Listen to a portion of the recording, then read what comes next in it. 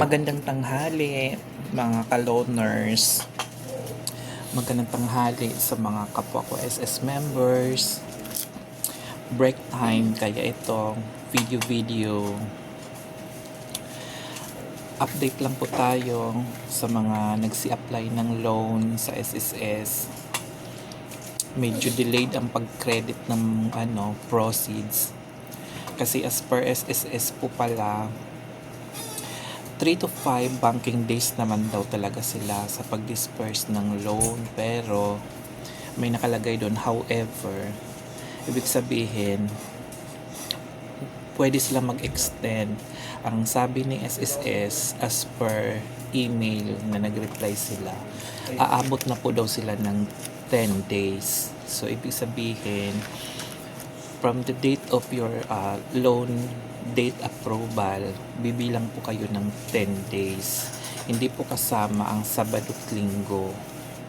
Yun po na ngayon sa SSS. Kaya lahat po nagulat, nagtaka, kasi nga yung dati nating nakasanayan na 3 to 5 days, ngayon po ay nagiging 10 days na po. Kaya ganoon.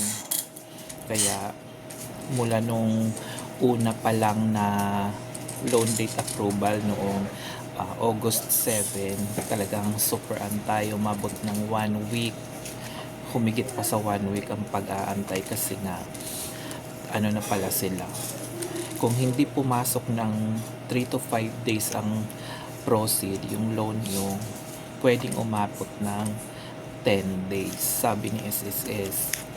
Kaya ganun na ang ano nila ngayon, practice. Siguro babalik yan, back to normal yan sila pag tapos na, malift na yung calamity loan. Kasi ang calamity loan is good for 1 month lang naman. So, sa mga hindi pa nakapag-apply, meron ng I think mga 15 days na lang siguro para makapag-avail kayo ng calamity loan. Pero wala pa naman ding wala pa naman silang press release kung ano yung pinaka-definite date. Pero ang sabi lang nila sa circular is 1 month availment lang ang calamity loan. Doon naman sa mga hahabol dahil may past due, kung babayaran nyo po yung past due, magantay pa rin kayo ng 3 months, so hindi na rin kayo aabot kasi nga 1 month nga lang yung availment ng calamity loan.